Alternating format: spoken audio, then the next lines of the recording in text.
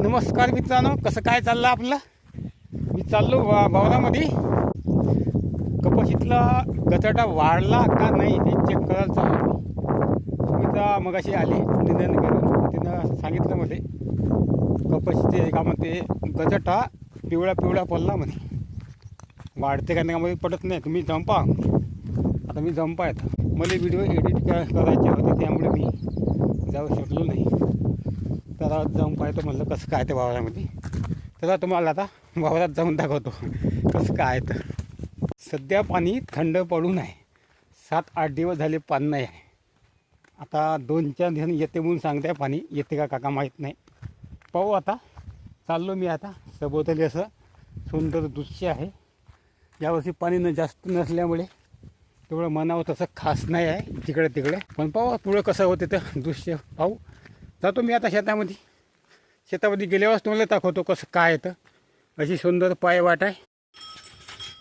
पाय वाटेने चाललो.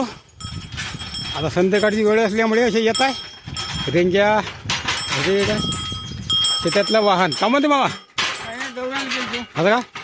कसं आहे मग माल? बरा आहे बरा. हो, तुम्ही जमीन थोडी थंडी आहे. आता आमचं कसं काय जाऊन पाहतो म्हणलं. हो चला जाऊ आता पुढं. आता हा एक पांदन रस्ता आहे जबरदस्त. त्या मामाचं वावर आमच्या शेताला लागतच. इकडे जे खोपडी आहे पाय, खोपडी व्हिडिओसुद्धा काढला होता बा आपण. खोपडी तुम्हाला दाखवली होती. पाणी पडला होता तर तिथं आम्ही थांबलो. त्याच खोपडीचं त्यांचं वावर आहे. तर त्यांचं वावर थोडंसं थंड आहे. आमचं वावर गोटाळ आहे. फरक एवढा आहे. त्यामुळे त्यांच्या शेतामध्ये कपाशी थोडीशी चांगली येते. आमच्या शेतामध्ये थोडीशी खराब येते. आणि कसं आहे आता माल कसं आहे राव, शेतकरी लोकाले चांगला आहे म्हणा लागते. येतं होतं परवा साप या ठिकाणी व्हिडिओ होता काढला होता पा. का वाजता आहे इथं. वाजल्यासारखं झालं. येऊन पाहिलं पण पतच नाही लागला का हो का. तर जाऊ द्या जे असेल ते. जातो मी आता शेतामध्ये. बघा शेतामध्ये जिकडं तिकडं असा गचाटा म्हणजे तरुटा वापला. हा तरुटा याची भाजी जबरदस्त लागते. आमचं कुटुंब बिलोक या चॅनलवर याची भाजी कशी करायची सर्व माहिती दिलेली आहे. मी आलो शेतात. हे बघा अशा प्रकारे तण आहे. आता हे न फवारलेली जागा हिरवी कंच आहे. हे फवारलेली जागा पिवळी पिवळी आहे. कपाशी पिवळी पाणीच वाटते आणि ते गचाटा पिवळाच वाटते. तर गचाटा मरते का नाही हे मला माहीत नाही. बघा परवा हे टिटवी नावाचा पक्षी माझ्या डोक्यावरून घेरटे मारे पा. मी लहान व्हिडिओ काढला होता. आत्ता पुन्हा आलाच मला पाहून. फवारणी केली तणनाशकाची. 1200-1300 रुपये खर्च आला एकूण 1.5 एकरासाठी. आता आपली इच्छा काय होती का गचाटा तण मरण. गचाटा म्हणजे तण मरण अशी आपली इच्छा होती. पण तण काही मेलंच नाही आपलं. आता मरते का नाही मरत हे मला माहीत नाही. मेलं तर बरं होते. पाहू आता जे होईल ते. आता तर आता काय म्हणायचं कोणाला. कारण तर शेतकऱ्याचं जीवन कसं आहे. किती आपण पैसा खर्च केला, पाण्यावानी पैसा ओतला, फायदा होईलच याची काही शाश्वती नसते. हे आमच्या तासामध्ये हे ॲटोमॅटिक दरवर्षीच वापते. हे भेंड आहे. ते ॲटोमॅटिक भेंड वापते आणि लागते मस्तपैकी. तर हे भेंड काय तेवढे मी काही फवारलं नाही. पण ते काही मी चुकून थोडेसे फवारले. मले तर नाही वाटून राहिलं भावांनो ह्या गचाटा मरते म्हणून. भानगड तशी आमच्या शेतकऱ्याच्या जीवनाची. मेला तर बरं होते असं आम्हाला वाटतं आहे. असं पण मला शक्यता वाटून नाही झाली मरण बा म्हणून. मरण काही गचाटा हे बघा पिवळं आलं. ते पण तिकडं नाही फवारलं.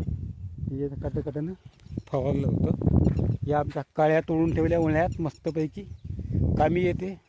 त्यावेळी गॅस मी भेटे नाही ना. असं तसं अनेक गोष्टी होत्या तोडून ठेवल्या काळ्या. आता पाहतो भावांनो आता कसं आहे शेतामध्ये. गचाटा भक्कम आहे. गेल्या वर्षी या टाईमले आमचं निधन झालं होतं. पण यावर्षी निधन अजिबात नाही आमचं. कारण तर कपाशी वर आलीच नाही. गचाटा वर आला, कपाशी खालीच राहिली. फवारणी केली पण ते काही फायदा वाटत नाही. पाहू आता जे होईल ते. आता तपासणी करतो भावांनो शेतामध्ये. मग जातो घराकडे. आता संध्याकाळच्या पाहिजे आहे. हे बघा सूर्य बघा तिकडं आहे. असं आहे.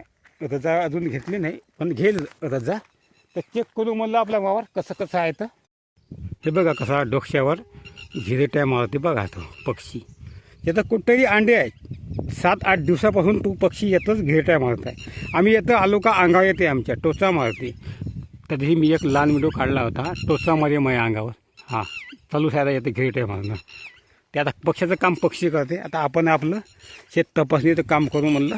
तुम्हाला एक गोष्ट सांगतो, ज्यावेळी मी हे तणनाशक फवारलं ना त्यावेळी जागा कडक होती.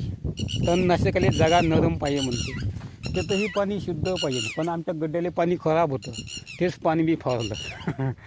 आता का माहीत तणनाशकाचा दोष आहे का, पाण्याचा दोष आहे का, जमीन ओली नव्हती त्याचा दोष आहे हे मला माहीत नाही. पण हे आता हे तणनाशक मरण बा याची आम्हाला काही गॅरंटी वाटत नाही. कोण घेते मी असं आहे. एवढं तण आहे बा कपाशी आणि हे तण, एवढं तण आहे. कोण घेते मी आता मरण का तुम्ही सांगा बरं. हे बघा कसं येते हातामध्ये. अशी आता गोष्ट आहे. आता मी संपूर्ण वावर चेक केलं पण ते काही खरं नाही. मरण याची शाश्वतीच वाटत नाही आता मला.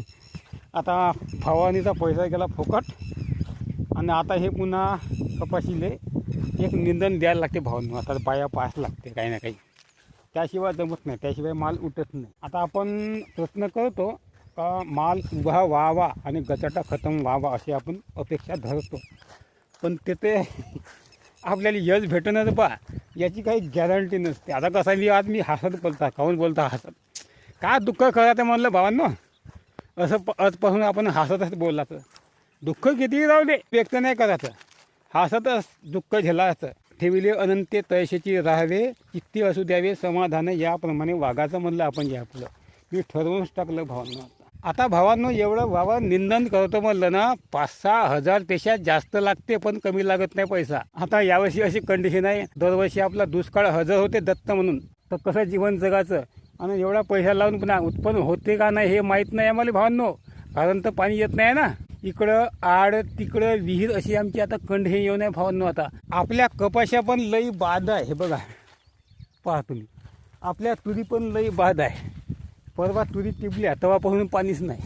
आता पाणी येईन कवा, तुरी वापन कवा होईन कवा. आता कपाशा पेरण्याचा हंगाम निघून गेला. तिबार पेरण्याची शक्यता आहे पण आता मी पेरत नाही, कारण तर हंगाम निघून गेला. बियाणं आहे लागतं घरी, पण हे बरं झालं शासनाचं बियाणे भेटलं होतं.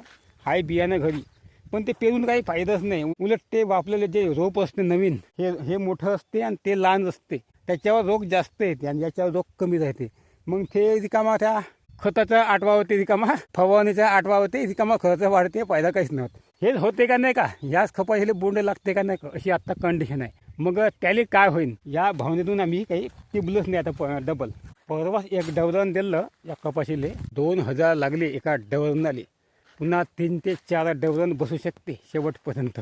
किती खर्च लागन फवारणीला, तर काही बोलायचं कामच नाही. तो नाद पैसा जाते फवारणी करायला आणि त्याचा फायदा होते का नाही हे मला माहीत नाही. पाहू आता, जीवन आपलं तसंच आहे, ते भोगून घ्यायचं. चला भावांनो, कपाशी पाहिली, गचाडा मेला नाही, पुन्हा खर्च लावायची पाळी आहे. हा आमचा छोटासा ब्लॉग कसा वाटला सांगा. आवडल्यास लाईक, कमेंट, शेअर आणि सबस्क्राईब करा. पाहत राहा आमचे गावाकडचे जीवन. नमस्कार.